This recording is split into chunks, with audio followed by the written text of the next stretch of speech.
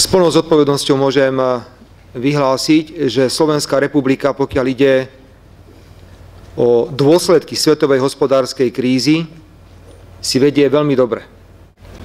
Vedie si Slovensko aj preto dobre, lebo sme vsadili na spoločný európsky postup. A rešpektovali sme, že taká malá krajina, ako je Slovensko, s tak otvorenou ekonomikou a s takou orientáciou na export, nemá šancu individuálne bojovať proti dôsledkom svetovej hospodárskej krízy, ale len v rámci spoločného európskeho postupu.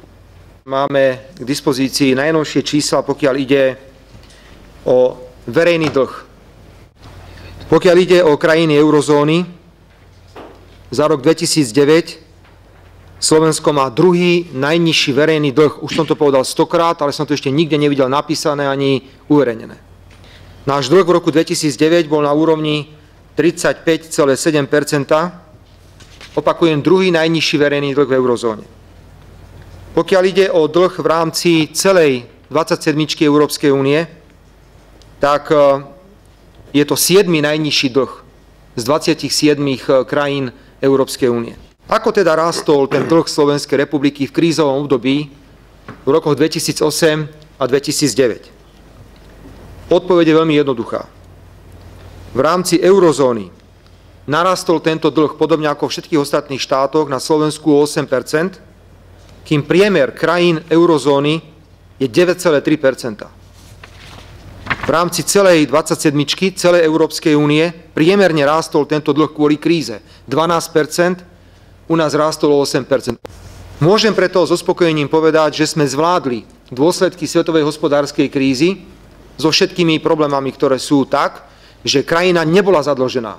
Ďalšie dôležité číslo je, vážené dámy a páni, ako sa nám darí z hľadiska hospodárskeho rastu. Zaujímavé, že o tomto všetci mlčíte. Aj opozícia o tomto mlčí.